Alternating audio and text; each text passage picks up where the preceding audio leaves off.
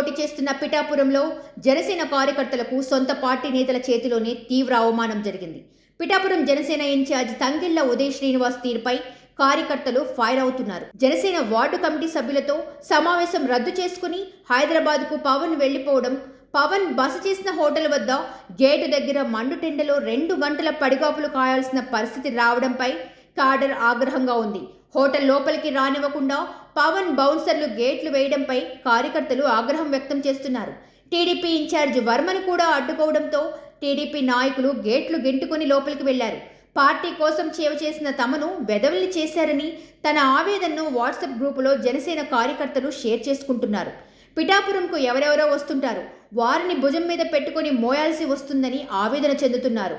వారాహి కోసం అనుమతి తీసుకోలేకపోయారని ఉదయ్ శ్రీనివాస్పై జనసేన కార్యకర్తలు మండిపడుతున్నారు. ఇక కనీసం ఒక్కరోజు ఎండలో తిరగకపోతే రాబోయే ఎండల్ని పవన్ ఎలా తట్టుకుంటారు అనే ప్రశ్నలు వినిపిస్తున్నాయి. స్థానికంగా హాస్పిటల్స్ ఉన్నా ప్రత్యేకంగా హెలికాప్టర్లో హైదరాబాద్ పోవడంపై సెటైర్లు వినిపిస్తున్నాయి. 70 ఏళ్లు పైబడిన బాబు రోజుకి 3 సభల్లో పాల్గొంటూ ఎండల్ని లెక్క చేయకుండా ప్రచారం సాగిస్తున్నారు.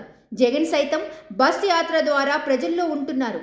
పవన్ మాత్రం ఒక్కరోజు వేడి తట్టుకోలేకపోయారు. అక్కడే ఉండి రెస్ట్ తీసుకుని క్యాడర్లో భరోసా నింపకుండా హైదరాబాద్ వెళ్లారు. అక్కడే సొంత ఇల్లు ఉన్నా హైదరాబాద్ పోవడంపై వైసీపీ వాళ్ళు విమర్శలు చేస్తున్నారు.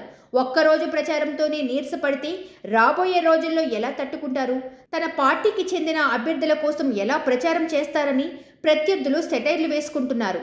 ఇలా జరిగితే జనసేన పార్టీ మాత్రమే కాదు, కూటమి పార్టీలకు గట్టి దెబ్బ తగిలే అవకాశం లేకపోలేదని సోషల్ మీడియాలో పోస్టులు పెడుతున్నారు. సబ్స్క్రైబ్ చేయండి.